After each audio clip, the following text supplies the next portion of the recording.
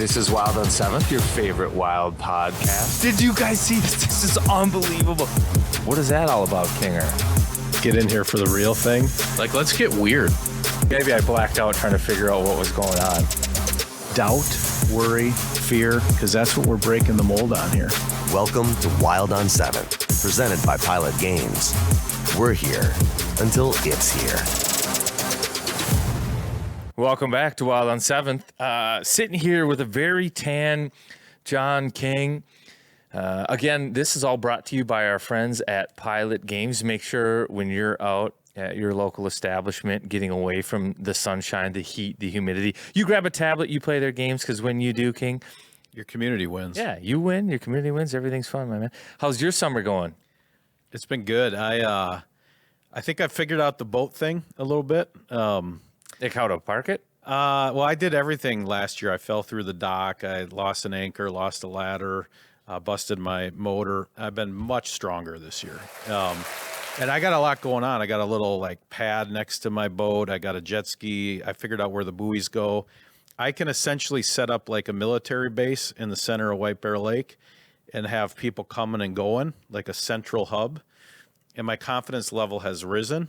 Had a couple bad docking experiences where I'm frustrated with myself, and I tend to take it out on my wife for some reason. Not my best moment. Have had to jump in the dock, had someone on the dock jump in to help me, but that's a windy day. But it's summer. It's summer. I got to know what kind this is. So you can't go straight into your dock, or you have a community dock, so you got to go in on the side. That's correct. So you have to make like a 90-degree turn. No. Not even that hard. I got one boat in front of me, and I got to kind of come on the side of it and then park past it closer to the shore, which I'm fine with. Wind, I really think wind doesn't get as much of a hard, like wind sucks. Wind is the worst. Like wind really sucks, and you drive a pontoon, and no one talks about it. No one's like, hey, like of all the things I really don't like, wind is one of them. Like wind gets a total pass. Wind sucks.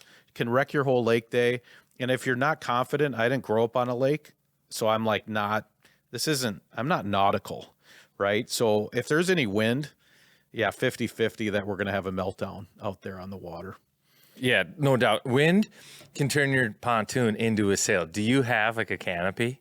I have a bimini that is a petri dish. I never use the canopy. We like the sun in my family. We take it. We apply twice, sunscreen twice on most days. I have to reset. So I think I have a bad anchor. So I'll set everything up, and then all of a sudden we'll be in the middle of the lake. And then that's a process to then get it all going again and go back into shore. So yeah, but I'm doing my best. How about you? What's your situation? How are the I still have bees? more questions. What kind of anchor do you have? Do you have one of those like it's just like a round disc? Nope. I got a pretty good one, but I think it's just Like those sand digger ones? mine is the one where you kind of snap the two hooks and they kind of lock in. It looks pretty intimidating. It's a legit. You got to thing. drag it to set it? Yeah. So the thing about it is when it gets blown off and I pull it up, half of the state of Minnesota is on my anchor. So in theory, it's working. It's hooked to something, but yeah, I get blown away. And then I got jet skis and aqua pads, and we got to get everybody back to where we were. That's a buzzkill. Because pontoon life is leave the dock, drive for 2 minutes, park for the entire day, and drive back at the end of the day. That's my lake life. And when you have to reset 2 or 3 times, not a great look for the captain. So when you're docking and you've kind of lost your patience and the wind kicks up, is Stacy's, the missus, is the one that gets the, oh, come on, why didn't you grab it? So just to be clear, it's all my fault. And, I give her a lot of mixed information because I would generally say, don't do anything. Let me do this. Don't do anything. Right. But then when it goes really bad and like a neighbor is jumping off the dock to catch my pontoon. So it doesn't hit theirs. Then I might say to her, for the record, the way you're supposed to do this, you're not supposed to be sitting down grabbing a pole. You're supposed to walk off the dock slowly as I come up next to it and help us get into position. Nothing I've told her before, but I'm angry at myself, and occasionally that spills out into the guests I have on my boat. Tensions are high 2 places on the lake: when you're docking and anytime you're at the boat launch, going in or going out. It is high stress for absolutely everybody. And I'm at the point now where I don't want anybody to see that. Yes. So like if I could drop my wife off somewhere, like even on like a jet ski, like take Stacy back to the house. I'm going to go do all the sausage made stuff that no one needs to know. You don't need to know how bad I am at driving a boat. Like, you go away, you had a great lake day, you're tan, we listened to some music on a Bluetooth. Like, Drop you off at the front door. no, I'll I'm going to park the car go and just, walk in. I'm going to just go embarrass our family name. And you shouldn't see it. I also don't like them there when you load up, when you're carrying like a wagon down a staircase with, everyone brings a cooler. Like, no matter who you tell, like, hey, don't bring a cooler. Every single person on your boat has got like a cooler and a wagon, right? So you get on there and you got more supplies than you could ever need. But I'm doing as good as I can. What's the name of the boat? You know, I don't have a name of my What? boat. Yeah. Of all people that doesn't have a name for their boat? No, I don't. El Rey. 06 Weirs pontoon, 50 horse, How about Rey's son, R-E-Y? El Rey's Spanish for king. or One He Love. calls himself El Rey. You know, that's a good point. I'm going to give it some thought. I don't have a name. That's pretty much the most non-me thing in the world that I haven't. Even if I can't park it, I would have 5 names for it, but I don't. How about you? What you've been traveling? Yeah, gosh, I've I've had a good summer. You're also tan. I mean, like, how's it going? Give me some highlights. Good, all over. Golf trip, soccer tournaments, hockey tournaments. I got a fun little hockey camp coming up this week. Okay. It's hockey and daughters, dads and daughters. I'm a dad. I think moms go down too. We go down to Gustavus. Troy Ward, coach at Mankato, hosts this camp at Gustavus. So I'll go for 4 days, stay at the dorm rooms with my daughters, 2 of them.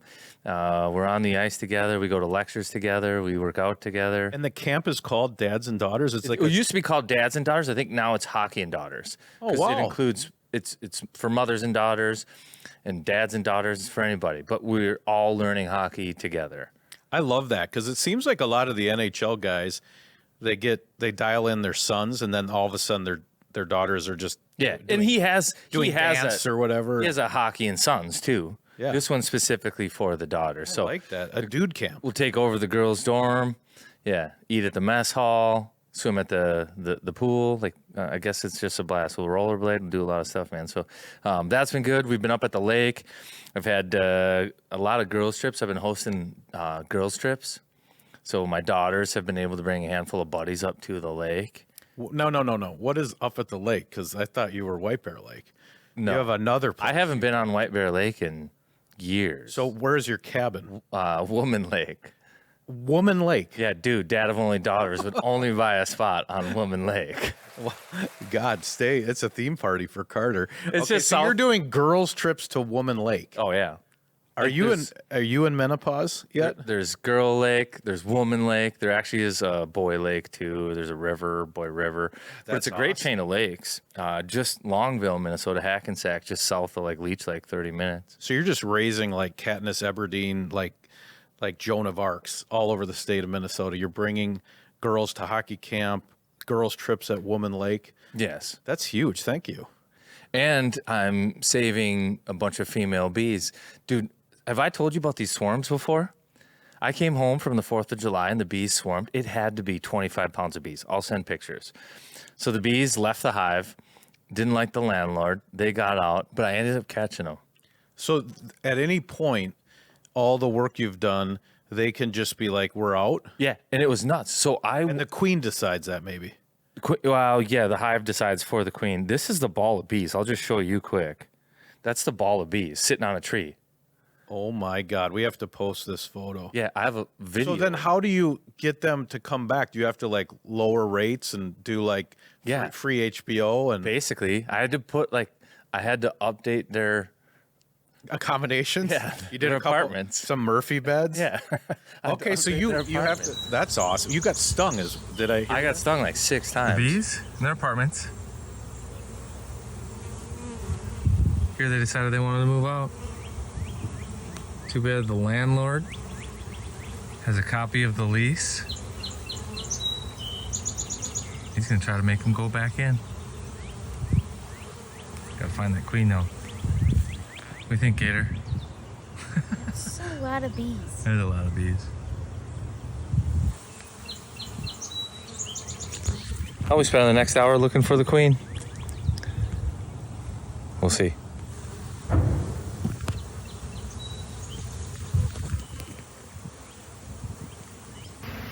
Update 2 on the new house. They seem to be checking it out. They seem to be liking it. You could force them in, but when it's their idea, they tend to stay. Give them a shot.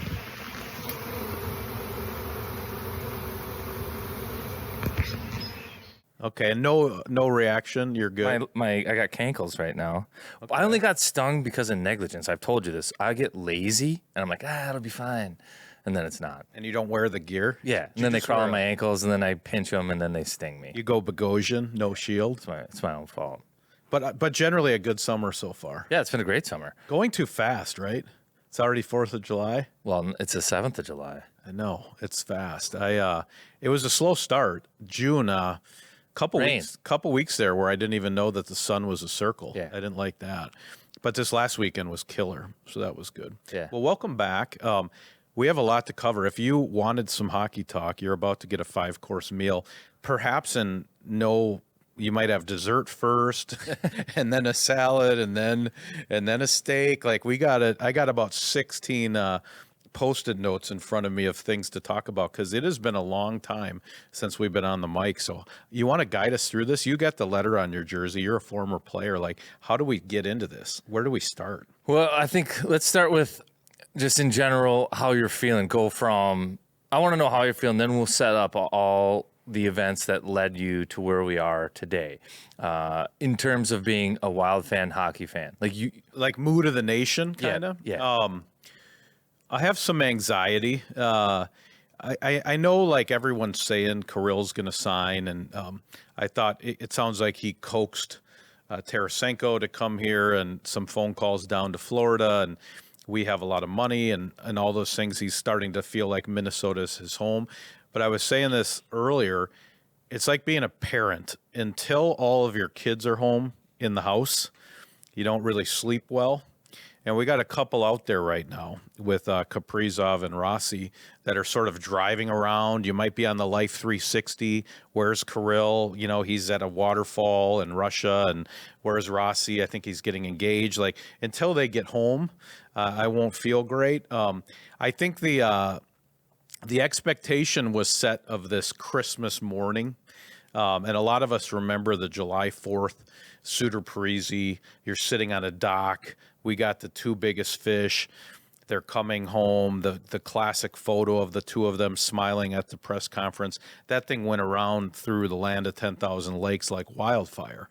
And this year was really different. You know, everybody kind of kept their players. Not a lot happened. We didn't have a first-round draft pick, so you were kind of like waiting, you know, and you know, we're out of cap hell, but we're kind of still in purgatory a little bit because we're waiting to see what happens. And I'm in on the plan. I like the new narrative seems to be we're in the game, and it seems like it's like we have a team that's good enough to make the playoffs. We were really good before Kirill got hurt, best in the league, and we still have some money in our wallet. We kept some powder dry. So if we're hanging around, there are better moves to be made at the deadline when there are some sellers. Because I was shocked how few sellers there were. It's like every team was trying to get better. Yeah. Every team was, and the cap thing kind of screwed us. It was like just when we got the money back, everybody had money with the cap going up. And so we're sitting at a poker table, and it's not like we rolled in with a briefcase, right? Everybody was kind of in the same spot. But I'd love to hear your take. So if the mentality was go get guys, it really shifted to everyone keeping their guys, including Florida, which we have to get into. But like, how do you feel? I mean, I'm like, I don't know. I'm okay. I'll feel a lot better when Yeah. 97 signs, but I'm trusting the process, I guess. But it certainly wasn't. I didn't get a bunch of Lego sets like Danielle Spurgeon would have wanted under the tree. I think if you look at it like this, they lost in the first round. So you'd naturally want to say after the draft and free agency, did they get better? And we'll debate that. Yeah, we have to go deep into that. We'll debate that in a little bit. But the fact that it isn't just a blatant yes is creating anxiety, right? And It's a maybe. yeah, it's a maybe, but it's like a marginal maybe. Like you don't know. Now you look around, and there are some teams that I do think did get better, and that's probably another source of anxiety. Like some teams did get better. Look at Vegas, the team that the Wild lost to. They went out and got Mitch Marner. Now it cost them a while, but and maybe some draft capital and stuff, but they got better. Yeah, add a 100-point guy. Dallas kept their guys. New coach. We'll see what happens there if they get the new coach bump. I can't remember off the top of my head. Colorado adds the wild man Brent Burns for $1 million. Yeah. That's an interesting, that's LA a fun. Kings write their ticket. Corey to the Stanley Perry, Cup they're going to final. be in the Stanley Cup final with Corey Perry. Congratulations on finishing second. But yeah, I mean, there were some moves. Peterka went, right? You had Granlund leave Dallas. You had a few, but Besser stays home.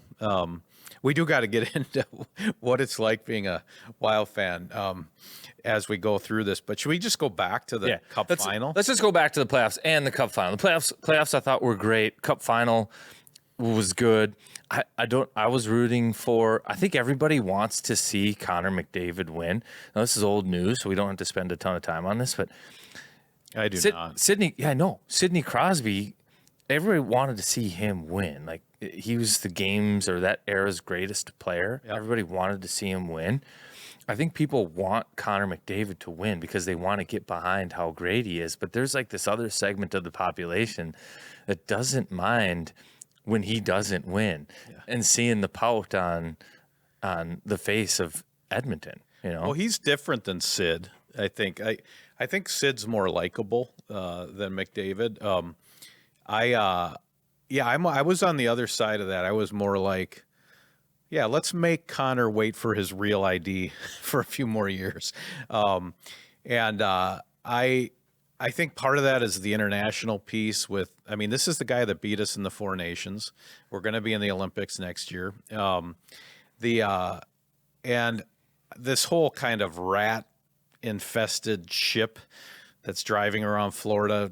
I mean, those guys were gangsters, so I kind of got into that as well. And I did like the Nate Schmidt piece as a Minnesotan. I'm always like selfishly like, who's the guy that's going to bring the cup to Maynard's? Like how am I going to somehow be somewhere this summer and run into the cup? I'm not on I think I'm fine with Connor being sort of miserable. I don't know what that says about me, but I will say I feel like I've been a part of creating a nuclear power in the NHL. Like, this Florida team is a real problem. 10 guys with 20 points in the playoffs.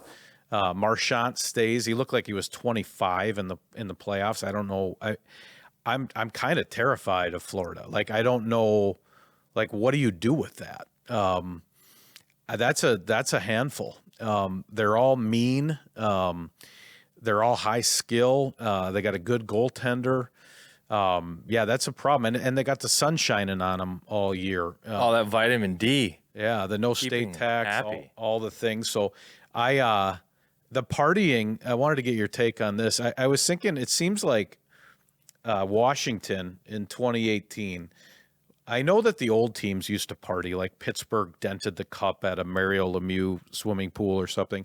But once the Caps won it, probably because Ovi was like McDavid, he was this star that hadn't won it, they went crazy. They're doing the worm in the fountain. TJ Oshie's drinking through T-shirts at baseball games. Now, if your team doesn't win the cup, you have to watch 2 weeks of your feed being taken over of a team just absolutely out of control with the Stanley Cup. And I've never seen a team troll the team they just beat after they beat them. I mean, Florida was talking about Edmonton a lot. They're taking their Pink Pony song. Marchand's wearing a loser T-shirt. Connor McDavid, who from Kachuk. Have you ever? I mean, No. that is insane, right? I kind of like it. Well, it's like if this is, you know what they are. Why does this surprise you? Of course they would do that, but I've never. And it's 2 years in a row for those teams. So I mean, this is like a they perfect do storm. not like each other. No, and but the reason I don't like that is because I do like the handshake line after a playoff series. Now, if you're going to have the handshake line and shake the hands and respect the guys that you're playing against and say, hey, like, good job. I'm sorry. You didn't win. It was a heck of a battle. Whatever you say to those guys, you can't just go discredit it when you're out at the bar then, right? It's almost like saying this is a formality to go through the handshake. What I really think is that Edmonton's a joke, Connor McDavid who, Connor McDavid that. And this kind of goes into a rule change. We might be at, hockey might be changing a little bit where hockey still had suits. That rule is now taken out of the new CBA. Hockey was buttoned up. It was almost like a gentleman's game a little bit. There's codes, there's honor, there's all kinds of things. But it's slowly eroding away. The handshake line now is being trumped by trolling by guys to the team that they just beat twice. Social media. Yep. And social media. Yeah. You've got guys that don't want to wear the suits anymore. It's like there's a pushback against the kind of that Old school, honest game. That buttoned up portion of the game a little bit. And I think it's nerve wracking and exciting a little bit. I don't know if that's like a great way to break it down a little bit, but I think we're kind of living it at the moment that the game is changing right before us. Did you see Bob's comments, the goalie, Bobrovsky? Yeah. I thought that was very interesting because he was basically he was uncomfortable with the way the team was popping off on social media. And he kind of said his thing was humility. He said, I know how close it is. I know that it's a couple bounces, a couple plays. You think of the Nyquist offside, right? There's little moments where your Stanley Cup playoff fortunes change on a play here or there. And he was just saying in his exit, he was saying, yeah, that could have been us. And I think that's the team it's the hardest for. Twice in a row, Edmonton has gone through 2 months of playoff hockey, and they lose in the same building to the same team. And he was kind of it almost was like what goes around comes around. And so if I'm ever on the side where I just wasted 2 months of my life and I got close but no cigar, I don't need someone putting their cigar out on my back, right? He had a different tone. I thought that was very interesting. He was the only guy I saw talk like that from Florida. But I guess what they were saying on the ice, I've never heard but I've heard multiple sources saying the trash talk between the benches was like nothing they'd seen in 20 years in the NHL in terms of no limits, no filters, no code. Right. So I don't know what that is. I don't know what they're saying. I don't know if it's personal or if it's just hey, Connor, you're the best player in the world. Well, I'd be curious who started that. Yeah, because it might have been Edmonton. Edmonton is Florida's still stinging them after. Yeah. We tried this last year. It didn't work. We might have to double down and do something different. It'd be interesting if it was Edmonton that started that kind of, and they picked up a couple of greasy guys on their own, like Kane, a Corey Perry. Kane. Yeah. And that might be true because why are they still occupying space in their head when they're at a parade or they're at a club? Why are they still saying Connor McDavid who? Maybe they got it just as much as Florida gave it. But again, that's to your point about the changing landscape, with, as social media is on the rise and guys want to roll into the tunnel walk in a hoodie, from Supreme or Bieber's new brand. I mean, it is different, but I will say from a aesthetic standpoint, that Florida team is exactly the type of hockey team I want the Wild to be in terms of just big and mean and depth and goaltending and know how to play the media. One of my favorites was when Edmonton lost their mind in the one game. and they're asking Kachuk about it afterwards, and they're just trying to get one bulletin board quote from him. And he goes, "Oh, no, they're just competitors. That's what we would expect from them. That team over there, it's a bunch of warriors, and they laid it all on the lines." I mean, it's just like it's making it worse, right? You know what he's doing, but yeah, that's an interesting recipe. It'll be interesting to see if copycat happens in the league. I don't know exactly how you. I don't think you can copy it. I mean, you got 10 guys with 20 points. I mean, come on now. That's insane. What? That's a point a game for basically 10 players. Yeah. Yeah, but so that was the final. And I like Florida. I like Paul Maurice. They win it twice. Florida was good. But Barkov's unbelievable. Unbelievable. I mean, the way that he was able to generate offense late in the series too, like on the forecheck behind the goal line, like that's the kind of thing where I think if you look at Kirill Kaprizov, you're excited about because he can do that too. He's not just like a rush monster, you know? So he has a style of game that can win. Like Kirill plays like a and center. Kirill's not like Barkov. They played entirely different positions, but yeah, they can generate offense in similar ways by winning a board battle, getting it to the slot, finding somebody, and then putting the puck in the back of the net themselves. So that's encouraging. You've got the number one stud, and if you go back and listen to the comments from Florida, like Aaron Ekblad will say, like, "Why'd you guys win? Because we have Barkov, we have Sasha." Like he's their guy. And Paul Maurice knows he's like the team. Sasha Barkov is like his personality is the team's personality.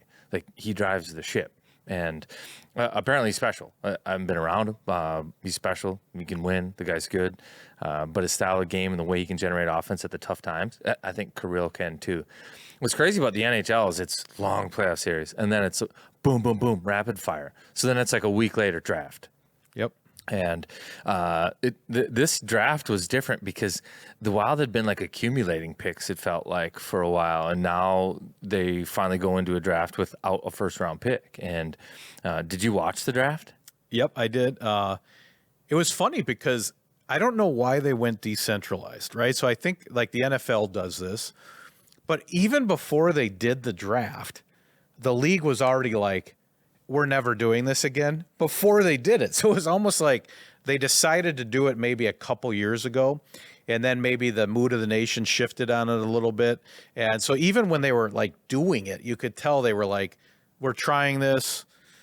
Sorry, we're going to do the best we can. I mean, the Matthew Schaefer moment was amazing with his mother. His billet mom and his mom both passed away of cancer. And Islanders, I mean, talk about emotional intelligence. Islanders give him his jersey. They got the breast cancer ribbon on there. He didn't know that was going to happen. And they got her initials on the inside band of the neck collar. And it was like all of the emotion just poured out of him. I mean, he couldn't even really speak. He seems like a wonderful kid. So that was like the NFL draft has that too, high emotion. It's like the Olympics. There's these human stories. So I thought the Schaefer moment was spectacular. I like seeing, Happy Gilmore make a draft pick for the Boston Bruins. But it was weird. I mean, the little Zoom room, they would go into the Zoom room. Very difficult show to produce. I mean, if you have to have on the stage, and then you got 32 teams or 30 teams that are zooming into that little room, and you seamlessly walk across the stage in there. I mean, they only had a couple teams with technical difficulty, so they pulled it off. But it was really boring as a Wild fan because I kept waiting for a trade. Yeah. So I watched the whole round. That's where I think waiting for a trade. The decentralized one, I don't think that there was much like activity buzz trade. Like, I felt like it happens more when everybody's together. And I think I could see why GMs would want a decentralized one. You've got your whole team, huge expense. You fly it someplace. You've got everybody there. You're renting out boardrooms and this and that. So it's probably a big expense for that. But at the same time, you've all of a sudden got to board a plane like the next day and fly that whole crew back to Minnesota because now they've got to start their free agency room. Yep. So I think it was, well, maybe we can just have everybody here for a week and we're in one spot and that would control it, create a little less chaos. But I think that less chaos resulted in, now you think about what free agency was. If we move off the draft into free agency, it was quiet. Oh, It was quiet everywhere. And it was like there aren't that many people out there. I do want to tell you this. I am curious if this happened to you. It had to, because people talk to you about hockey more than me. Everyone I saw had a story of what the Wild were up to, and it was specific. It would be like I'd be at the gas station. Somebody would be like, "Besser, done deal. Yeah. Paperwork's already done. They're just waiting to share it." Or like, "Hey, Tage Thompson. There's a lot of moving pieces, but I got it on good intelligence that Tage Thompson will be coming to the Wild." So then I watched the draft, Buffalo's room, giant frame Tage Thompson jersey behind the GM with their whole team, and I'm like, I don't think that one's happening. But I was just laughing. Just Brad Marchand coming to the Wild. I had a moment. This is my low point. I saw something on Instagram about Sidney Crosby leaving, and I went down a rabbit hole. Bill Guerin, Marc-Andre Fleury, Sidney Crosby playing with Carell. Everybody gets 140 points. So that was embarrassing. But did you hear a lot of gossip or like kind of table talk about moves the Wild were going to make? Brock Nelson. Yeah, well, it started with Brock Nelson. Right away. Yeah. And there's Four Nations, we got a relationship with him. and that's what that was about. That's why he's on Four Nations. He's coming here for sure. That didn't materialize. Brock Besser was absolutely coming. Tage Thompson, like you name it. But I think some of that was, to your point, is there was this big buildup that free agency July 1 was going to be Christmas morning, that we're going to, turn back the clock and have it be like the Parise and Suter signing, where there's finally some money and there's going to be a big splash, and this team's going to go from a first round team to a contender overnight on July 1. And if you get a Tage Thompson and a Besser or a Marchand or a Bennett or a Nelson, I think you do. Yep. Right. And there's hype and there's buzz, but across the board, free agency was just quiet. Yeah. Everybody stayed. You had a couple moves. Marner left. Marner to Vegas. Marner left. Ehlers left. Paterka. Paterka got traded, though. Granlund goes. Granlund was probably never going to stay in Dallas. He was a rental. There were not many moves, that's for sure. And the goalpost seems to have moved now to, hey, we have a good hockey team, and we'll get into really, are we better? I think there's a big chunk for that today, but and really the narrative kind of changed to, with this crop, July 1st is a place you can make a lot of mistakes, keep some powder dry. And if you look historically at Rantanen, Tkachuk, you look at the trade deadline. If you're in it, at that point, at least a dozen teams or 10 teams are sellers in theory. So you might have a better cupboard to pick from, I guess, is the new script. But yeah, it was not the sort of thing you needed to watch NHL Network for 24 hours and like it has been in the past. Pull your notepad out. No, it was, people staying home. Culture is a big part of it too, I think. I am really concerned about this vitamin D thing. And I know state tax gets talked about too much, but this whole kind of Sun Belt, even if you look sort of Vegas, Florida, Dallas, I don't even know. North Carolina. You could probably go Nashville. Yep, Nashville. LA. Had the biggest. Anaheim. Does Nashville help our mindset? Because 2 years ago, they had the Parise Suter summer. They signed everybody. This was last summer. Yes, they signed everybody. And they really had a tough year trying to coalesce that group in the room. Brutal. And so in some, I guess that would advocate that you can make mistakes July 1. But, we would have said, if you could pick any teams off season last summer, you would have said Nashville. But it certainly didn't work out for them. So maybe it is. There was hype and pressure. I think Nashville, after that summer, went in thinking that they were a cup contender, and then all of a sudden you got behind the 8 ball. Things get late early. And we got off to a great start. But Nashville did not. Buried. And then they could never crawl out of it. And, you don't know. Good players are good players, but you also don't know what kind of chemistry they'll have. I think Nashville loaded up on goal scorers, but somebody's got to be able to move that puck around. And I think that's what they struggled with at times, was not being able to move the puck around and get the puck to the guys that need to score. There's only one puck out there. That's what everybody says on the power play. Only one puck. Not everybody can be the shooter and get, the Alex Ovechkin type of power play production because there's only one puck. He's the only one that can shoot it. Not everybody can load it up like he can. So I think that's what happened in Nashville.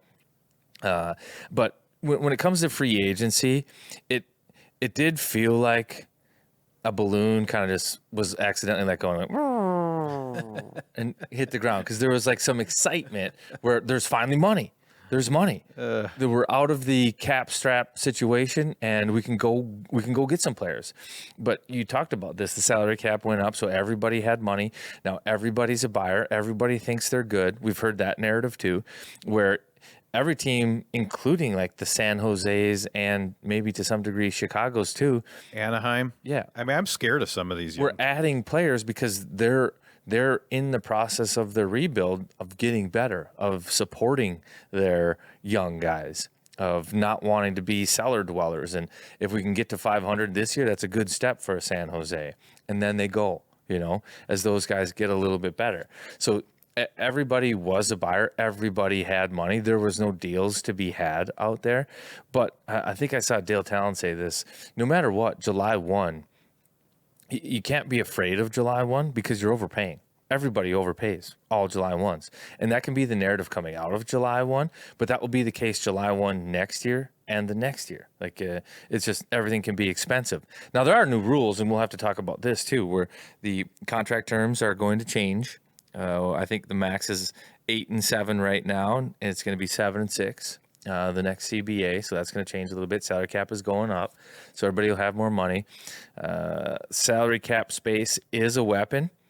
Now, this is something where I think it could be prudent if Billy kept his chips on his side of the table. Let's say you're playing poker and he's got ace 10. He didn't push them all in. He's like, all right, I'll fold this right now. I'll wait for a better hand. There are going to be teams like a Nashville last year that around mid-December are going to be like, we've got to shake it up. We've got to make a move. And then that's when you can get, I think, a good deal. And that's maybe what Billy's banking on or hoping. You look at the Wild last year, they had 97 points. They're a playoff team. They think they got better over the course of the summer. So maybe they improve on that, or they do the same thing. They make it to the playoffs. And then who knows? At some point during the year, if they make a hockey trade, they improve themselves and they get a little bit better. But that's kind of the gist of the summer, don't you think? Yeah, I think we should get into that. I mean, so last year, 97 points, 228 goals for, 239 against, minus 11 goal differential. Now, Kirill gets hurt midway through the season. We're basically the best team in the NHL for the first half. But what I found interesting is you look at the Jets, the Stars, and the Avs.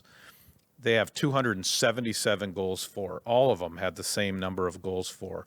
That's 50 more goals, right? So I guess if you're saying... That's a lot of goals. Yes. If you're saying, how do we get better, or did we get better, I think you have to look at... you have to look at both sides of the puck, but definitely offense is... Because our goals for were about the same as Chicago, right? Like, we had good defense and good goaltending last year, which we can get into, but... If you want to get into that top 3 in the Central, it's on the offensive side of the coin. I guess we can talk about the moves, right? So Freddie, great human, love Freddie Gaudreau, good dude. His 37 points walk out the door. Chisholm had 12 points, so it's not like there's that many. We get 7s from, Marat, and there's some little and Vinny, there's some stuff there, but you're really looking at now a scenario where I think our new, if it's Christmas carts, you got 5 things to unwrap and see what they are, right? You've got Zeev, offense. You got Jiricek. You got Ogren.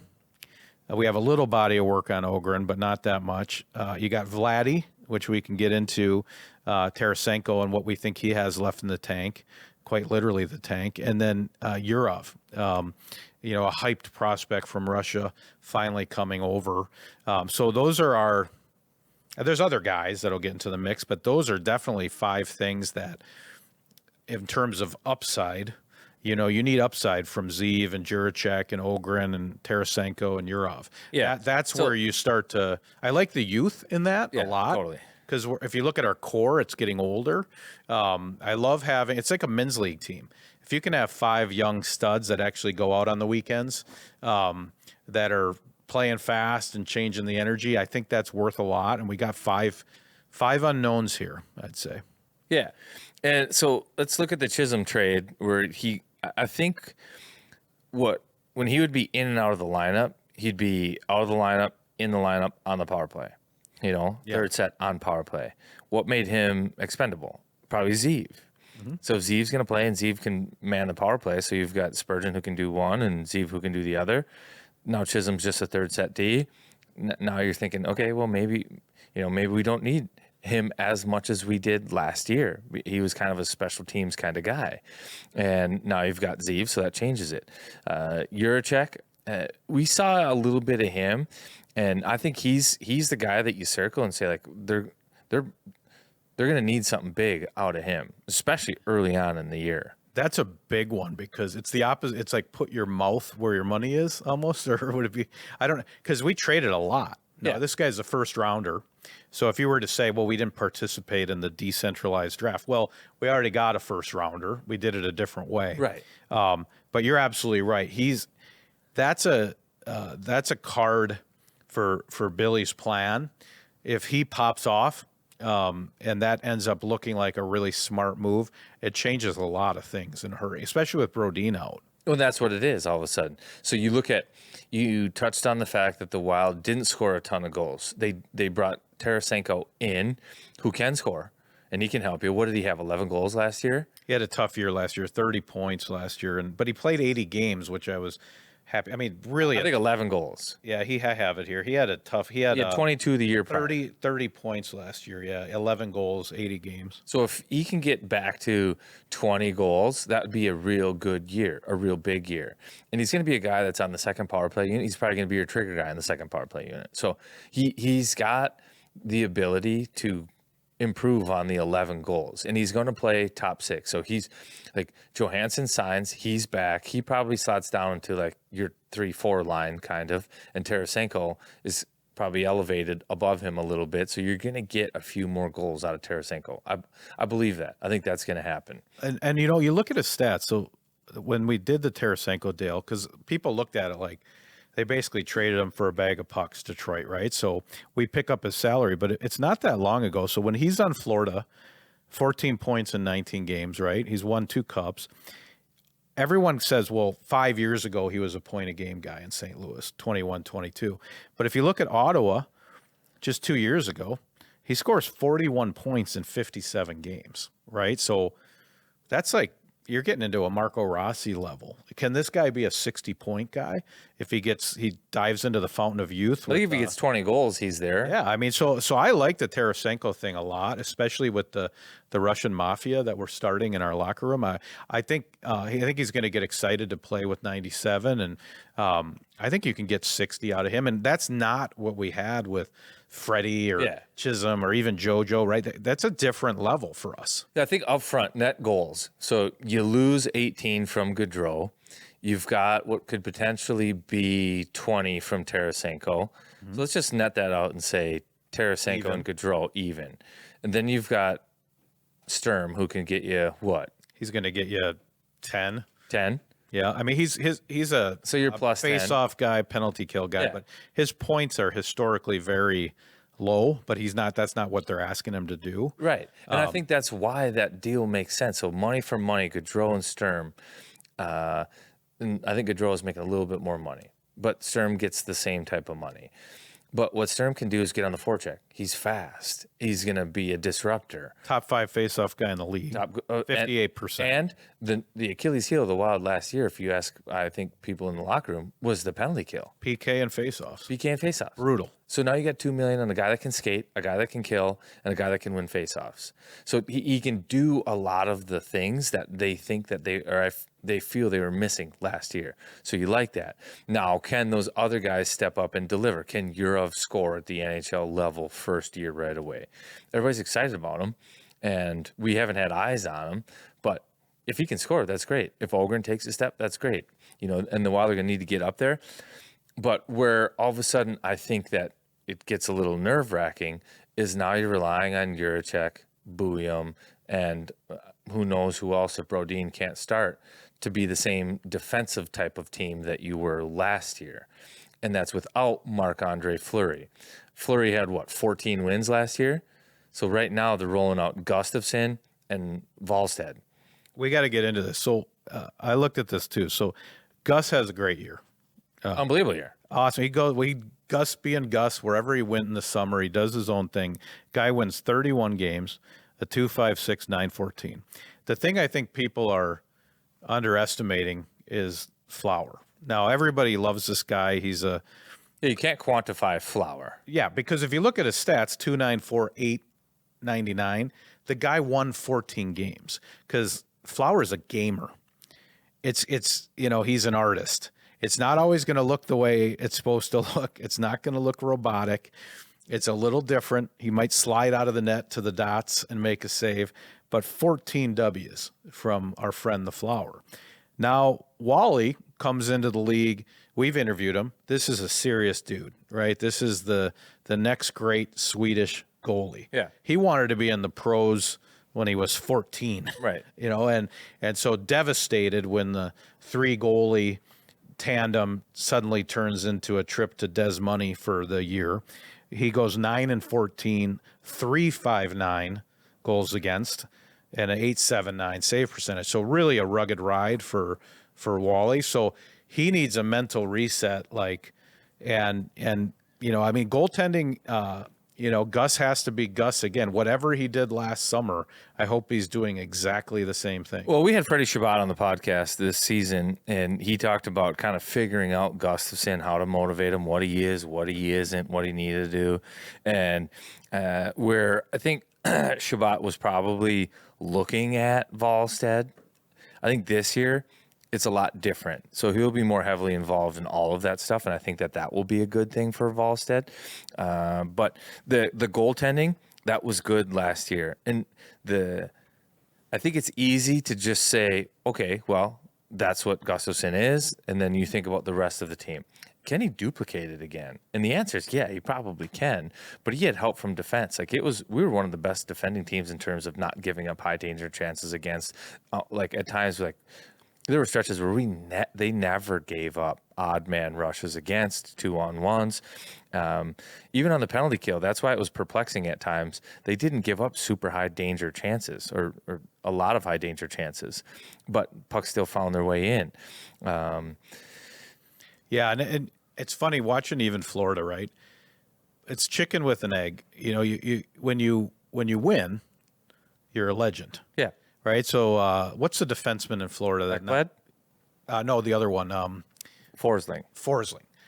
So Forsling turns into Bobby Orr. The whole league's talking about him.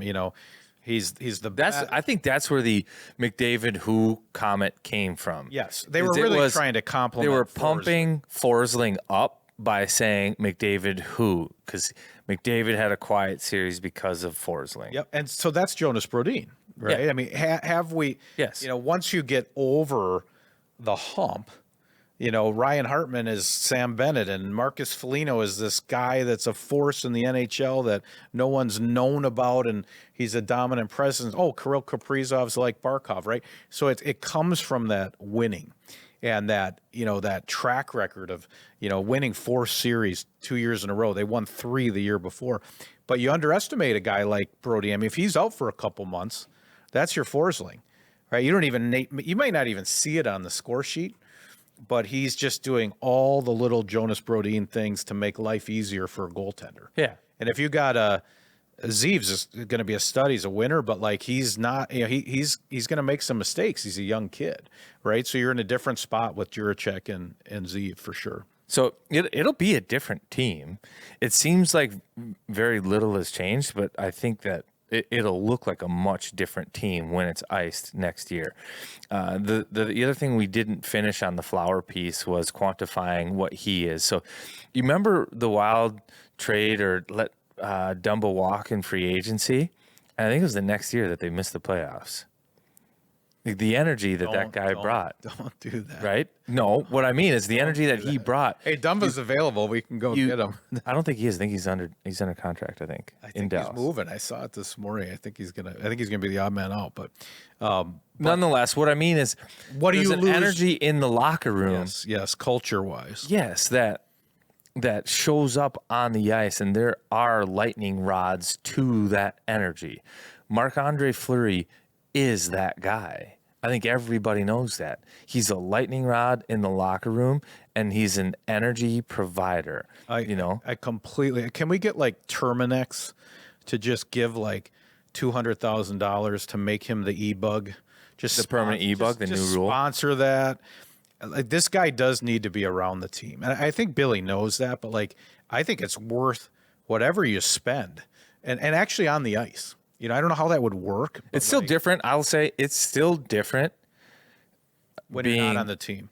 Being in the meat grinder with them and playing every day versus being around them. Yeah, you're like Mike Modano walking around the suites. It's different. Yeah, it's different. You've got to be there for all of it, on the bench, in between periods, all that stuff. But it still would be great to have him around. Don't get me wrong. It's still a net positive in a huge way. I just think that regardless, him not being in the locker room, even if he is around, it won't have the same effect, is basically what I'm saying. But yeah, so we'll see how that plays out. That will be interesting. And how that affects Gustafsson, that remains to be seen too, right? But you just gave me just that Dumba reference just freaked me out. It sent you in the wrong spot. Like I'm in a dark place now. Well, if you want to go to a happier place, grab yourself some coleslaw, because it is coleslaw season, isn't it? Yeah, I got a couple stories on this. So twice my wife has done Jimmy's coleslaw, the pineapple type. She put some cherries in it one time, and I think she put some grapes in it one time. But both events, Manitou Days party and a 4th of July rib cooking with some friends, people came up to her. This is a totally improvised ad, but it's pretty legit. Hey, next day text, would you mind? I mean, I know this is weird, but can you text me your coleslaw recipe? Multiple people both times. And she's like, here's my coleslaw recipe. Go into Cub Foods or Kowalski's and buy a bag of the coleslaw, and then buy the bag of the purple stuff, put Jimmy's in it, shake it. That's my recipe. So shout out to the best-selling coleslaw in the state of Minnesota. Awesome stuff. Jimmy's family run, Stewartville, Hooterville. Don't you be messing with my dressing. And what else you buying from Cub Foods? Right now, I like to use their liquor store. I go in there and get some. I'm big on the long drinks out on the water. I would get boat snacks, get some cheeses, some gluten-free crackers, some salami.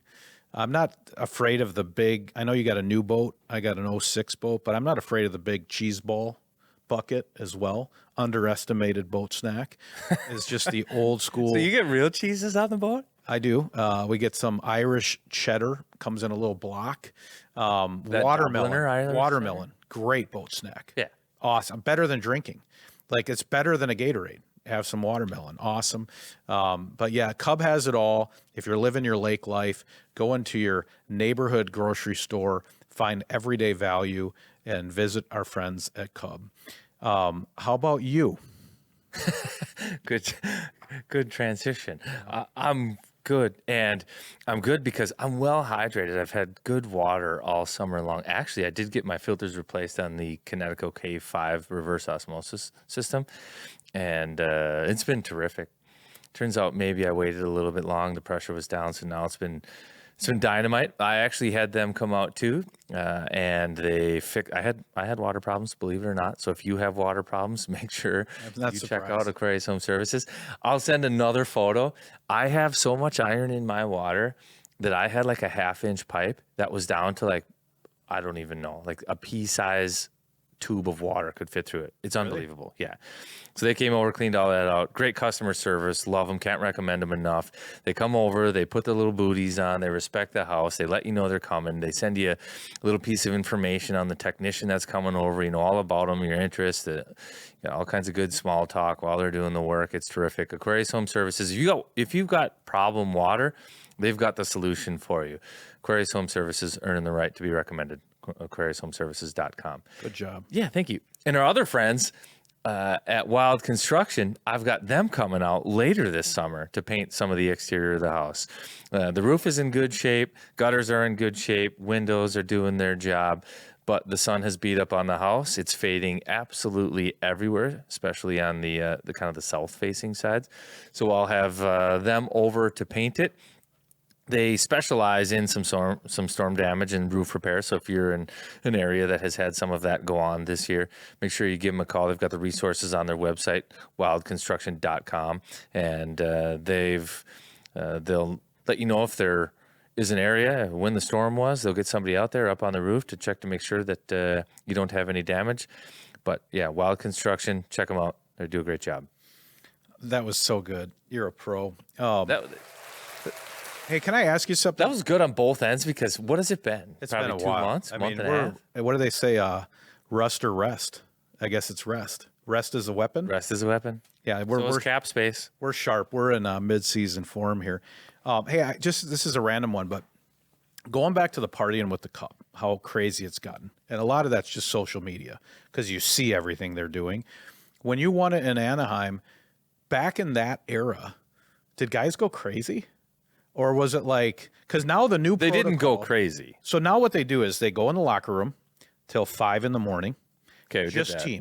team, Team and significant others and correct? people. And then they go to Like past people. Then they go to the elbow room at 5 a.m. And by the time the people figure out about it, it's 1:00 in the afternoon. And those guys are basically face down brown. But like, what was it like in your era? Like, what did people do? And it was very similar, but But there wasn't a phone video of every single person. exactly. Like it would be in the locker room all night. I don't think it wasn't like spraying like curtains. It wasn't like crazy like you see some of it. But you have significant others like dads are down there, siblings or kids, wives, whatever, which is awesome. So you're with everybody and everybody gets to share it. The Ducks had like an outdoor party too, like because we won it at home, so we were able to go outside and party in the tents and hang out like right at the arena. And then the next day they start to do the parade and everything else. But you take it to the club, you go down to the beach. It was similar, really similar. Just no phones. So it's been doing this all the time. Yeah. To go to your code thing, I do like that no matter what if people are wearing hoodies or, going to the club or whatever, like that they still just do it just them. It's you and your people in the locker room for, I guess, 7 hours, right? And it's just the guts of the team. I still like that. But it's interesting to know it was still like that. Can we go Kirill for a little bit? Yeah. Because I want to finish one thought on this partying. How do they do it? You said that the partying controlled your feed for 2 weeks. well, partially Every because time it was a different outfit. I It's watched them all. and they looked fresh. I watched them all. Like, how are they doing this? It's like you see one thing with them partying all night, and then the next day they look fresh and they're delivering like Dairy Queen, and then the next day they're like partying again. And then they're in a hot tub. Then they're here. Then They went to the Bahamas. Yeah. I could write a thesis paper on this because I watched every bit of content that came out. My favorite partying was Barkov, because Barkov's a bit like Tom Brady when he won in Tampa. It was like the first time Tom Brady had more than 6 drinks, because he's on the blood type diet or whatever his trainer has him. My sense about Barkey, I can call him that, I guess. I guess I'm a part of the Panthers now, but he's just a solid citizen. Even to the point where I think they have a rule: no one gets paid more than Barkov or something. There was one guy that got traded in that was more, but generally he's the tip of the spear, and everybody respects that as the captain.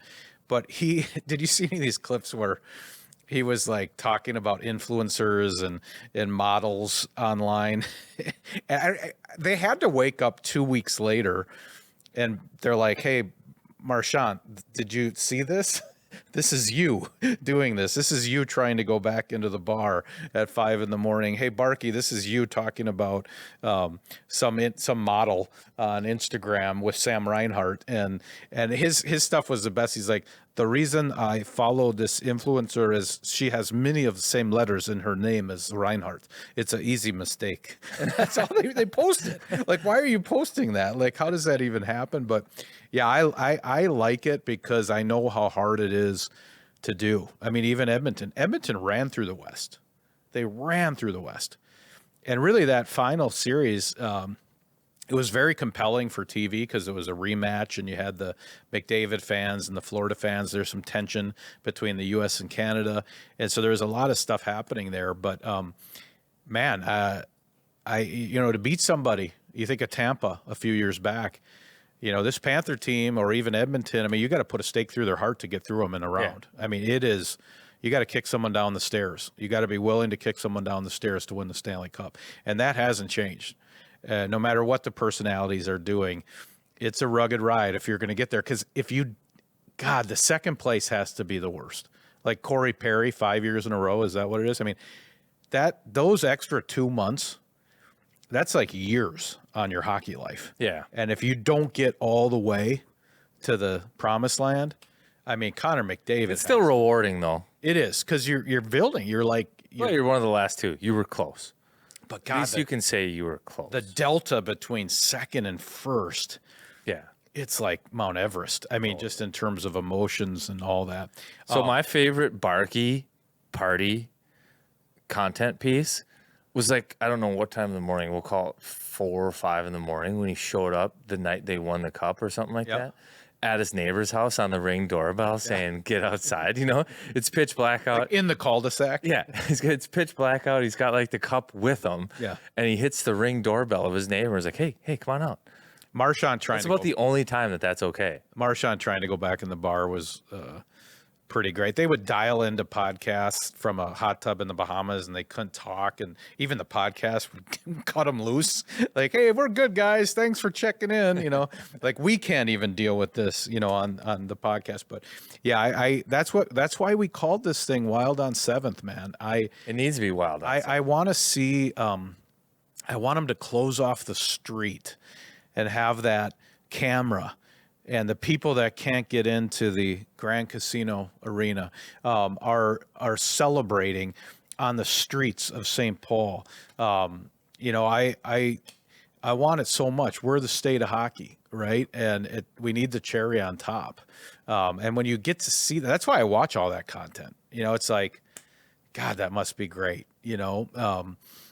Same thing with the Minnesota Miracle or whenever there was a couple walk-offs for the Twins this weekend. I just need more joy in my sports life. I think all of us do. And I think to go to Kirill, the X factor on this, when I think of Christmas morning, right? If you remember Ralphie in Christmas Story carts, all the gifts were opened and it was done, but Dad had one back behind the tree and he said, Ralphie, and you know what was back there, Carts? What was back? It was a Red Ryder carbine action 200-shot range model air rifle with a compass in the stock. That's what was back there. Everyone was saying he was going to shoot his eye out, but, that's Kaprizov to me. This guy needs to stay home. It seems like all of the body language is that's going to be the case. This is a top 5 player in the league, a guy who's now bringing in people. You got a little group of Yurov, Tarasenko, obviously Zuki is with. Kirill's got to be a culture magnet, right? A reason to come to Minnesota. Mm-hmm. It's not unlike I saw the players voted Kucherov the best player in the league. They have the heart, but then they have the player vote one. I forget what that's called. So Kuch won best player in the league voted by the players, which is a different award. But I think Kirill, his league reputation is starting to be like that. Yeah. People that watch this guy play the 200-foot game, I say he plays more like a center than a wing in terms of his full game and how he can change a game. This guy, this is our tip of the spear. This is our Barkov. And that means a lot of things. It means I really enjoyed his exit interview where he's like, it's starting to feel like home. He said, I'm comfy. I'm comf. I'm comf. And if you look at his Instagram, the guy's fishing, going in waterfalls, working out with Malkin. Like he likes hockey. He likes being outside. He's okay in the cold. He's from Siberia. It's like basically, yeah, we're kind of on the Siberia path here, buddy. Only we have pull tabs. But like, I think he's the guy. Health is a huge part, right? You get we get 56 points out of him in 41 games. You know, if you get a full season of this guy, all these stats are different that we're looking at, no matter who the player is. If you're on the power play with him, it's a different season, right? Even this goal differential, 228 goals. If Kirill plays all year, that's a different number, right? You know, you saw Spurgeon had really great offensive stats last year. He spent a lot of time on that power play with Kirill. So, I mean, do you see him as the black box in the airplane? Oh, totally. I mean, and totally. That's where. So, to bring this full circle, my thoughts and feelings towards it all. One, you have to sign Kirill before you have a big summer in free agency. Like I thought, the July 1 bomb needs to be Kirill. Yeah, because I want to go back real quick and say one more thing too. Does the team get better from last year despite having a quiet July 1 and draft? If Kirill plays more than 41 games, and yes. Ecker and Brodin. And their guys. They had so many guys injured. Zuki was hurt. I mean, Zuki's 50 points. So now depth starts to matter. And those young guys, they heal faster. They wear down slower. So that is promising. So if they can stay healthy. Rossi, now, part of the reason, Boldy. Part of the reason those guys were getting hurt is because they had to play such heavy loads. So now if you can spread that out a little bit, that helps a little bit. But yes, Kirill's the tip of the spear. And you almost can't have a big summer and do all of these things without Kirill. If Kirill doesn't sign, your plan starts over. But what if you have 7, 8 year well, not 8, but 7-year deals on the books without Kirill now? There's teams that are in those situations. I mean, San Jose's probably just getting out of it. Chicago's just getting out of it. You have to be careful. So I think Kirill has to be the number one domino to fall. And then all of a sudden things get better and more promising. Now, do we care why? Like, do we know why Kirill, like why it hasn't happened? Well, it's interesting. I took a lot of, if anyone's going to worry about this. What do people tell you at the gas station? Okay. So Minnesotans have an insecurity. I had a low point the other day. I was like, God, I wonder if people think Minnesota is like Indianapolis. So when I think of Indianapolis, I'm always like, what is this even? Like, what is a city? Is it a city? Like, I know Peyton Manning won a Super Bowl there. They got Caitlin Clark, but like Indianapolis, like that's nondescript. That's like Delaware. You know, we're like a Eastern Dakota. You've heard of it, but never been. But then we always fall back on we're the state of hockey. But then in the back of my mind, I got another voice going that hasn't won the Stanley Cup ever, right? So there's this insecurity about people leaving, people choosing us. Even the rumors, they're all attached to Minnesota in some way. Brock Besser's from Minnesota. Brock Nelson is from around here, right? Nick Leddy got let go and can we get the guy from Buffalo back that we traded that we're still mad about, right? It's all this one of us thing that happens in Minnesota. And I think what we're seeing with Kirill and what he's almost saying is he's becoming one of us, right? He likes it here. And why it's taking so long, I think there's a couple things in my mind on that. I think it's very reassuring that he's the guy on the phone twice to Tarasenko in Florida, helping them bring him in, talking to him about the Wild and why it's good here. I would generally not do that if I didn't plan to stay myself. Yeah. That gets a little But Tarasenko has just 1 year. Yeah. True. And he's got the 1 year as well. But I think the thing with the cap, it makes everything weird, right? Because on one hand, like Besser stayed in Vancouver because he wanted the term, as best I can tell. 7 years, I think he did. I think it's a weird landscape because if you sign up for a long-term deal with the way the cap's going so long, I'm guessing an agent might be saying, like, how about 5 years? because who knows what the cap's going to be. We think you're one of the best players in the NHL. Why would you lock in for this long when the cap might be night and day from where it is? So that's the only reason I can think of is term, right? Arguing about length of time because, hey, we believe in what we're building, but do we believe in it for 5 years or do we believe in it for 7 years, right? Maybe. Can you think of anything else? No. Because we have the money. No. So he's 28 right now. And if he signs 8-year deal, like they'd love to sign him to, that would be what? He'd be 36 at the end of that one. And if the cap continues to go up, you might be, that's a great argument. Like maybe he wants to go 4 years and then sign an 8-year deal, to be able to maximize his money. You make more money signing 4 now and then wait for the cap to go up like they project it's going to go up and then sign a 7-year deal after that because they're changing the terms. Well, fundamentally, I think it comes down to, do you want to bet on yourself or do you want to bet on what they're building in insert team here, Minnesota? So you see this in Florida. A lot of these guys are betting on Florida right now more than themselves. Whether it's Ekblad, Marchand, Bennett, they're basically saying there's no better place to play hockey right now in the National Hockey League than Florida. And so I'm willing to bet on Florida even more than myself. So Carill's at a point where he's probably got to decide, do I want to bet on myself for 5 years? Or do I want to bet on Minnesota for 7 or 8, right? That's the only thing I can think of. Yeah. Unless they don't have DocuSign in the river where he's jumping. And what's unique about Carill is I think he's entered the echelon of players. Top 5. Where you're... Top 10, maybe. Where term, other than a career-ending injury, term doesn't matter. Like, you're getting a really good deal. Does that, you know what I mean by that? Like, some guys Brock Besser wanted security. Like, term for him matters. He could have a down year or 2 or something like that, and then things would have changed for him. Carill's not that's not happening for him, right? So he can sign a shorter-term deal and not be afraid that he's not going to get another deal after that. He's getting a deal. As long as he wants to play, he's going to be playing, right? So in some ways, he's betting, and he could be betting on flexibility. Like, think about it.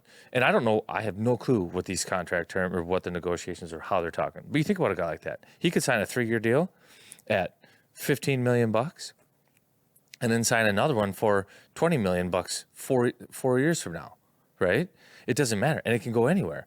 So he can bet on Minnesota. He's the kind of guy, to the point you were making, he can bet on himself and the Wild. Yep. So he can bet, all right, I'll take 3 here, knowing that I don't need to bet on myself and take this kind of deal because I'm going to get another one. It's comf. It's comf. Hey, will you look at his games played? This is I think on the flip side, if term is the leverage for the agent, I think the leverage the Wild have is what has he played? So if you got 82 game season, so he plays 41. Well, his first was that lockout year. That was 55 games. Which is the whole season then. I think it was, yeah. Basically. So he's got a full season. I think they played there. 56. Yep. Like they sat him out. That's what it was. They sat him out last game. Okay, so he plays the whole year. Then what happens? 81, 67, 75, 41. So he doesn't really have a long the history of 67, injuries. 67 acceptable, but that was smashed by that was the Winnipeg guy sitting on Stanley.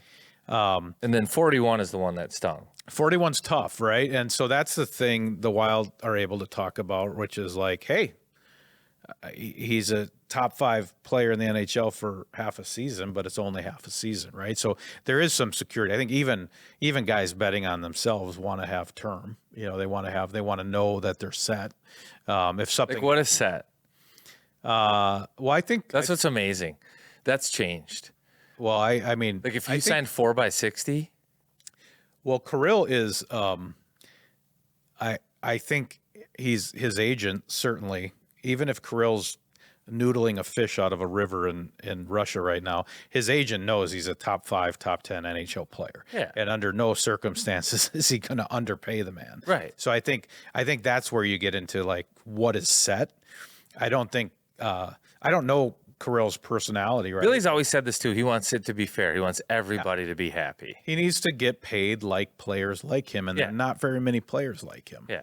And that's what, now if you think about it, when it takes time, that Kirill's probably trying to figure out like what he wants. Like I think Billy's going to make it fair. Don't you think? Oh yeah. Yeah. And I think Billy's been very, I've listened to him on the radio a lot, and he knows Minnesota now. He's like, everyone just relax. He even started putting it out before July 1st. Like, if this doesn't happen on July 1st, like, don't freak out. Like, don't lose your stuff. Don't fill every Instagram post with signed Kirill in the comments. Like we're going to get this deal done. It's complicated. It's a lot of money, and we got to figure it out. But he is the guy in terms of, I mean, there's other huge pieces of this team, obviously, but I think in terms of Minnesota being a magnet, a place you want to play, I think a chance to play with 97 is a totally different intangible. That's far more powerful than whatever we think about warming our feet by the fire in the state of hockey or whatever. It's from an NHL standpoint, our best chip is Kirill Kaprizov, right? Come play with 97. We have a legit stud in the prime of his career. We've got a core group here. I thought it was interesting, Boldy, even when Zuki was talking, who has a ton of perspective in his exit interview, he's basically like, listen, you got a good group here. You got Kirill and Bolds, and you got to put some pieces around them, and this can be what you want it to be. I take his word for it. I mean, he's seen a lot of stuff. And I think the narrative around the league is that Kirill and it's going to get done. Just what the contract looks like or when it happens is what the variable is. Like even you go to NHL Network or some of these places, and it's widely thought that he's going to be the first of this next class to re-sign. Like I think McDavid's up. Who else is up? There's a couple big names up. Well, I think the delta, right, is Draisaitl signed in September of the summer like this. And so that's kind of your spread there, right, is like, I do think for the psyche, we're in the psyche business with this podcast, the glass half full. Like, I'd love it if Kirill signs this week, just because it just gives you a different tone, just a different body language, you know, like, hey, let's not screw around with this. But I don't know when it's going to happen. And if it happens a little later, I don't really care, as long as it gets done. Because I'm not interested in starting over, you know. No, but that's also why he needs to be the first domino to fall. Yep. And that's why I think you have to keep all your chips available too, to make sure he is the first domino to fall, right? Yep. No, and I think that'll be. I know I'm going to celebrate when he signs and really kind of take a moment. It's almost like when you get promoted at work. You know, these young kids today, they'll get a promotion at work and they don't even go out to dinner with their significant other and like allow yourself to enjoy something. I think like when 97 writes that little KK signature, you know, let's take a minute, take a deep breath, stop knocking on wood, and we're not going to shoot our eye out, right? Yeah. So how about Rossi? What do you think on that deal? Well, Rossi is interesting. I was surprised how beloved he is by the fan base, because he's a pretty quiet guy. We've had him on the podcast. He goes about his business. He's kind of a hills are alive guy, you know, deep faith, family man. But you really, the fan base really likes this kid. And I think the Wild know that. And I think the only thing, he's done everything. I mean, the guy almost died from COVID, right? He goes down to Iowa. He gets better. He gets stronger. And then the only sort of element is this playoff thing, right? Where he gets put on the fourth line. He scores a couple goals on the fourth line, by the way. And now this feeling is that the Wild don't like him or something. Now, Billy's gone out of his way to say that's not the case. You know, we're in a playoff series. Every series is different. We put him here. He actually did well where we put him. And it's not that we don't like Marco Rossi. You know, he's a great player. And but I think there's more emotion in that one. You know, there's a feeling of even his exit, right? Like it seemed like he kind of was not thrilled with the way it ended. So they got to get that right. They probably have to look into each other's eyes. And I do think the fan base would see him re-signing as almost like getting a free agent, getting a new player. Because this narrative of looking for a center, we can never find a center. There were no centers available, basically. Yeah, it's been said through the media that he's all but been traded, like it's going to happen. And he was like 40 points, and then he was 60 points. Can he be 80 points?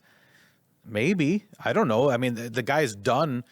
It seems like he's the type of guy that doesn't have a lot of distractions. And I think if I'm Marco Rossi, I'm probably journaling somewhere in Austria, and I'm going to go get 80 points next year and add 10 more pounds of muscle. I mean, that seems like what he's like, right? Yeah. And I think the Minnesotans like that. They're like, okay, well, the kid's done, he's on life support a few years ago, and now he's a 60-point center that plays every game.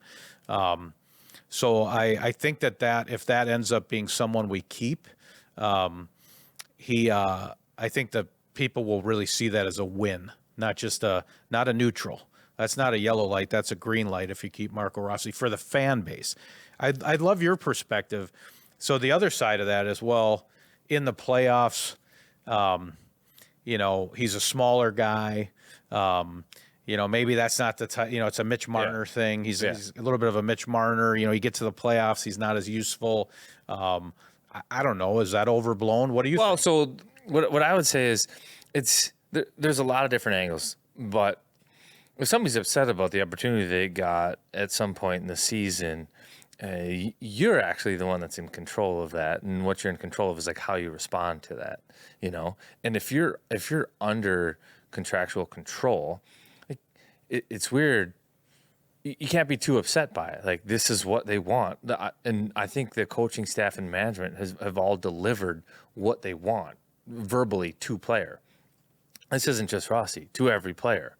So if the player's not delivering that, then what eventually shows up is a lack of opportunity, or they start to take opportunity away. And if you don't like that, you have to start doing what they want you to do better.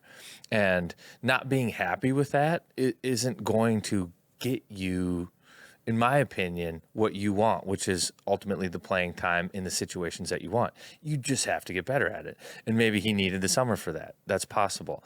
What this contract also seems like it comes down to is value, where in the past, the Wild haven't had money, we'll say. They've been strapped for cash. Like, we can't go over a dollar amount. Like, they actually cannot. They have money. And right now, whether it's term or money, that's holding something up, because you hear from one side that this deal, we like the player and the player wants to be here, but something's not happening, right? So it's either term, dollar value, something isn't adding up. But I think, and have you heard the narratives too, that what the Wild are asking for is money-wise, or no, via trade for Marco Rossi? The only thing I heard on that was Vancouver was very, very interested. I think we wanted Pettersson back, or there was some way we were going to try to do that. Besser was. So what I heard is that the ask is large. Yeah, definitely Large. And what that tells you is they don't. Pettersson's a stud. What that tells you is they don't want to move the player. That's one of those. Every GM will say this. I don't want to make any deals, but I'm always listening if my team will get better. He put a price on a player that he thinks will make his team better. Like, he's not going to just trade Marco Rossi away for nothing. He understands the value, right? He wants the player, or he likes the player, or they like the player, whatever that might be. I think if you read the tea leaves, they see value in Marco Rossi, and he wants to be here. And sometimes these contractual things just take a little bit of time, and Billy has said that, to work themselves out. But it remains to be seen what will happen there. I just think that you have to be careful as an RFA going out there saying, I didn't like being put on the fourth line. Well, that's not a great narrative either. Yeah. Yeah, you're in control of that. You're in control of how you respond to that, I think that one's got a little emotion in it. So, it may take a minute to get done, just to kind of like let everybody hug each other or hug it out, whatever they need to do. But certainly Billy's been on the trail, reassuring people that he likes Marco Rossi as a player, as well as you're saying, what they're asking for is a lot. So that's a compliment Right. to Rossi as Right. well. So I think getting those two home and having these gifts to open, proven winners Eve. Thank you for the World Championship, first time since I think the Revolutionary War. Juracek is our big bet. We need to see payoff. Ogren's kind of been simmering. I will say the Wild have always been a team where it seemed like the young guys didn't have space. Like you think of Beckman, right? It was like if you're in Iowa, like there's nowhere to go. It was kind of the feeling in the past. Now, I mean, Yurov, Ogren, Juracek, Zeev, Hunter Haight, Riley Height, like, hey, there's some stalls open for youth. Yeah. And I think as a fan, that's pretty exciting because I think having some energy, some new energy where 25-26 feels different than 24-25 is a good thing. Yeah. And I think that mix could be pretty interesting. I agree. You look at Edmonton, man. They ripped through the West, and what are they? Fast. Yeah. They were fast. And what does youth have? Fresh legs. You know, like it is exciting to have some youth in the lineup. There's no question about that. Can we do the Central for a second? Because there's kind of these three groups of teams I see, right? You've got these dogs like Florida, Edmonton. I'd throw Dallas in there, Vegas with Marner. You've got these are like these playoff teams that have won cups. Maybe even Tampa's still in there. They had to play Florida in the first round, so you can't get a real read on them. Carolina is in there. And then you've got a group of teams. A lot of them are in the Central, where they're kind of like, I mean, if you look at the offseason for Nashville, the Blues, Winnipeg, the Stars, they're very similar to the Wild, where they're just kind of keeping what they had and adding a few pieces. Maybe one guy got away. They added one guy. You get Brent Burns and his Snakes going down into Colorado, but it really isn't that much. So that's a tier. And then there's these young gun teams. And what I'm interested to see is like the Anaheims, the San Jose's, the Utahs, the Seattles, right? Like I'm a little concerned on like Macklin Celebrini is no joke. Jackson Lacombe is no joke in Anaheim, right? Like Anaheim adds Trouba, Kreider. They have Lacombe. They have young Leo Carlson, Mason McTavish. McTavish is like a young Foligno, right? Like, so there's kind of these different groups. So the window, the Wild are kind of in the middle, right? A spot we've been a lot of the franchise's history, right? Where it's like, how do we minimum get into this kind of Dallas, Winnipeg zone where we're a cup contender? And really fend off it's not going to be an easy night playing San Jose and Anaheim this season. You saw it with the Sharks at the end of the season. Yeah. What was it, 8-7? I mean, like that's a problem. Macklin Celebrini skating around with the puck with Will Smith. Like that's not an easy matchup, right? You can break a stick as a defenseman playing San Jose. And so I'm just kind of, this is when we need to take a step forward is right now. To get into that next group, and then hopefully get all the way over the hump into that kind of world of the Tampas and the Floridas and the Vegas and the Colorado where they've gone to the promised land. But I hope those young teams are still a ways away. I hope you're right. It's like get to 500. San Jose. Yeah. And Chicago's sitting on their cash just like the Wild. They got Bedard. They're just sitting there with $20 million. But it's going to play out, you know, and I sure as hell hope the young guns don't just start going Team North America, you know, and start getting into that mix of the middle because that's only going to make it harder. Yeah. No, I agree. It'll be interesting what happens to Winnipeg. They lose Ehlers. What else did they lose? We have Hellebuck's got problems in the playoffs. That's been a thing, right? That's a narrative. I think the big one was Ehlers. He was kind of the coveted guy out there. He took the longest to move. Where did he go? Ehlers went to... Did he go Carolina or Jersey? Carolina, I think. He went to Carolina, yep. And Devils are interesting, too, because they didn't have a first-round pick either. They're a little bit like they're kind of caught in the middle. Jack Hughes, can he stay healthy? You know, some parallels to the Wild, I think, in some capacity. Nice defenseman. But, yeah, I mean, this is a year where, you know, we got to see what we really are. You know, there's no hand tied behind your back. Right.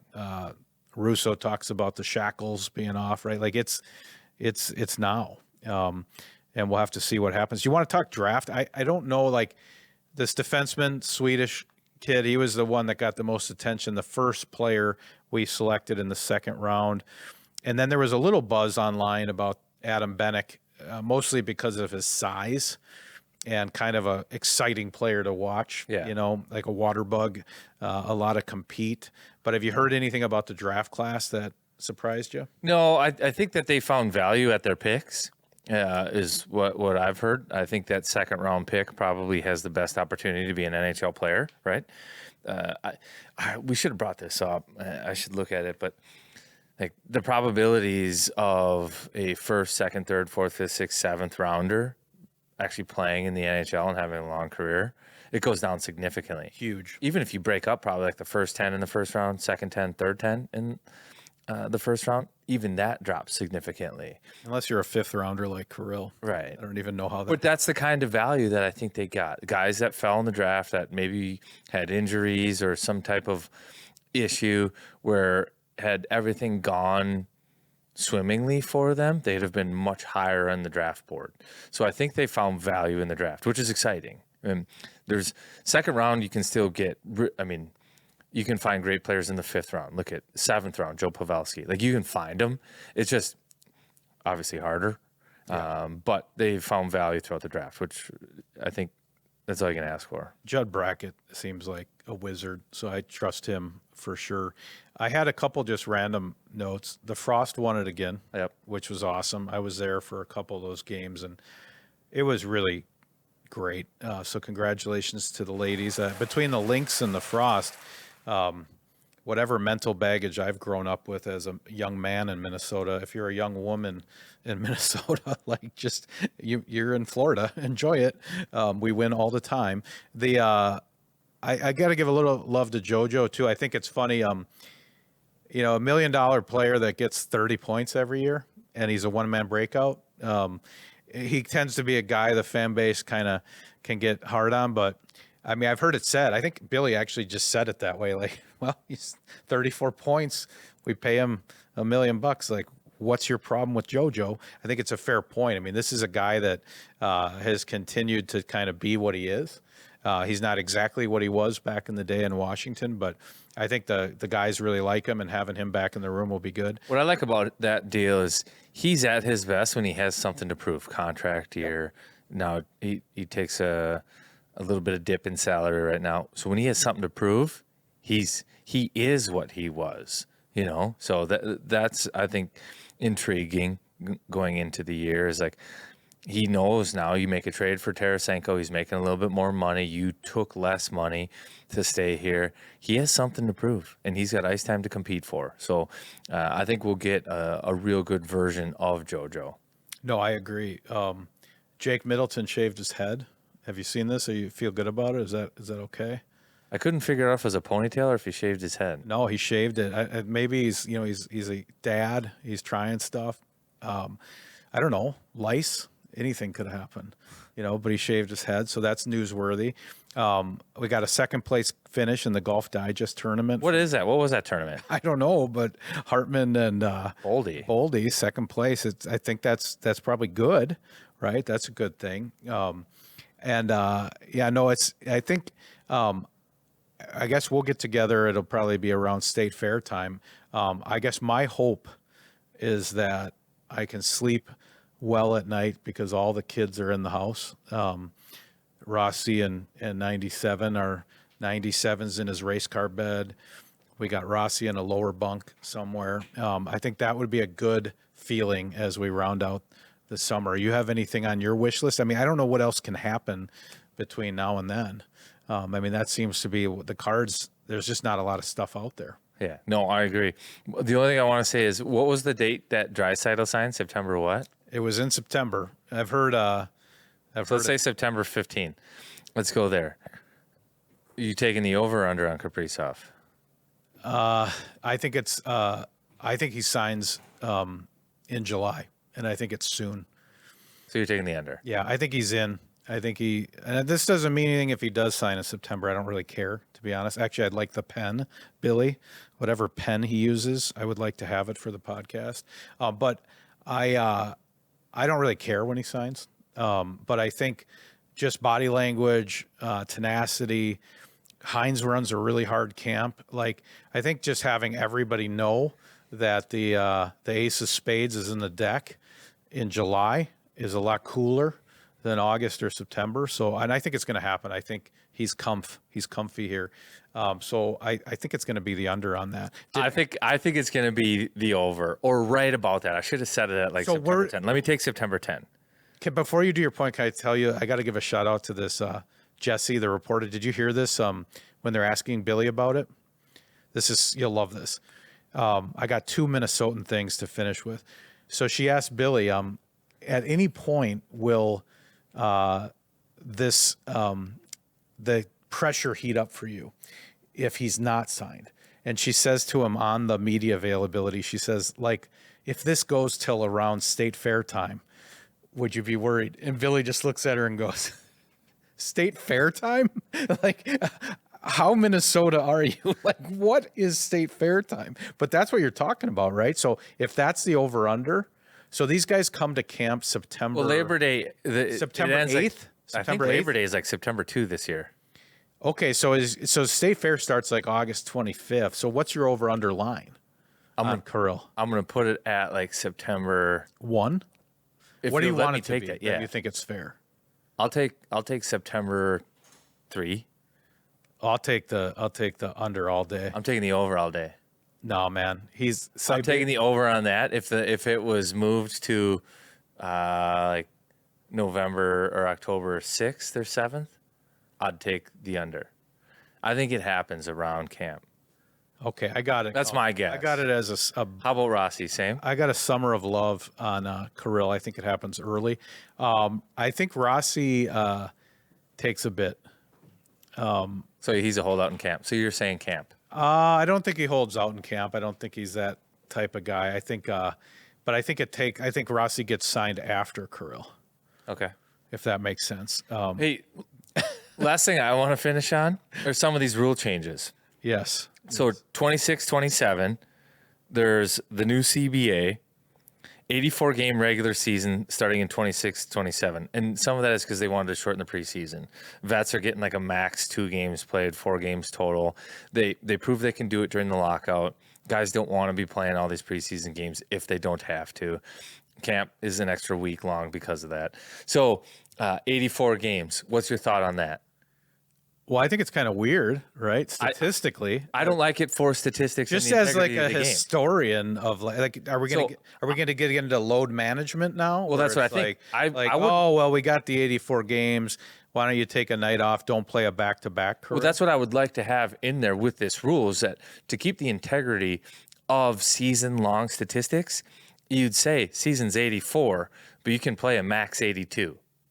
Like you can't play more than 82 with one team. Yeah, it bugs me. I don't know why. Well, here's why. So Like baseball, the would goal never- scoring record for a single season, Yeah. you get 2 extra games. That's significant. If you're going over the course of your career and it's 10 years and there's 2 more games per year and it's 20 more total games, that's not that big a deal in terms of like career records. But the single season records where guys can now, they've got 2 extra games to score goals. Think about like guys winding it down to the very last game of the regular season. Can they get 2 goals tonight to set the record? Yeah. Now you got 2 more games. Yeah, the that's single weird. season records are why I would like to put it'll be 84 games, the season will, but your players can play a max 82. That's interesting. I think it's interesting that the reason they did this is everyone hates the preseason, Yeah. but why wouldn't you just cut the 2 preseason games? Who cares anyway? I think there's revenue. So they got to give them the money back. No dress code. I still think hockey players are going to just dress nice, most of them. I think they'll dress nice. You don't think they'll suit up? It'll be interesting. Coffee It'll cup, be interesting suit. how that's interpreted. Shin high pants. If it's interpreted, you don't have to wear a suit, or if it is, you can wear whatever you want. Well, Everybody would be different. There's going to be Guys are some different. guys, Nylander and Matthews, and some of these guys are going to be rocking the hoodie. Even on the Wild, some guys are just well dressed and buttoned up, and other guys would come out with bedhead. Like that's just, But does it bug you, or you don't? You kind of liked it the old school way, handshake line? I liked the marketing that the old school way brought, like where hockey is professional. You're going to work at that moment. Yeah. Like that's what a suit kind of tells you through all that. Now it's different. And I think it's younger. It appeals to a younger crowd. Players want it. Players are going to get it. So I think that's cool. I think I am a little old school in that I just like the professionalism that the suit showed at times. And there was this saying that used to circulate all the time: look good, feel good, play good. Like getting Look dressed sharp, and play looking sharp. formal was part of your game day routine. That will change. I did have I want your take on when we sign players and they make videos with a wooden door behind them. It looks like they're getting tortured. Make this video. It's the best because I wonder when those happen, right? Tarasenko, Yurov, like, do you think anybody's like, hey, you could go outside, you could be eating a meal from your home country, or you could it's so funny. I mean, it's so for anything you're worried about hockey changing, the fact that every player announcement video looks like some sort of terrorist video with a wooden door behind them is amazing. I just don't know.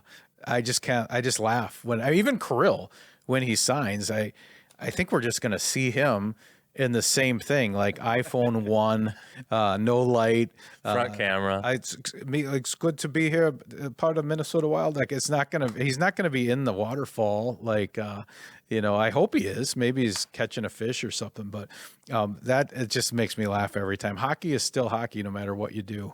When you see one of those player announcement videos, they could be this AI could make them. I think at this point, right? Yeah, we'll have to wait for some of these a future podcast to go over some of these other rules, like max term length of contracts is going down a year. I think the salary cap loophole, the LTIR one, might be closing. That will be interesting to talk about. Yep. There will be no deferred salary, an increase to playoff bonuses. Seems right. That seems fair. Yep. Almost like what took so long. It's like a second season. Yeah. Full-time e-bug. That's what you were talking about earlier. Like, can Flower just be the full-time e-bug? That'd be unbelievable. I would love it so much. Yeah. I don't think he's going to do that, but that would be great. No, I think, we're, what do we say? We're in the game. Need to get a couple kids home in the house.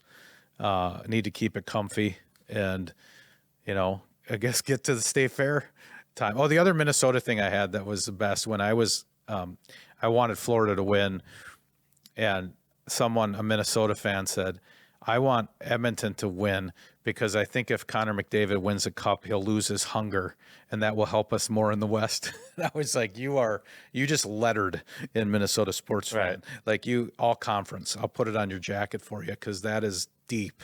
That is a deep cut that all of a sudden he's satisfied and fat cat and he checks out because he's got his name on the cup, and that helps the Wild.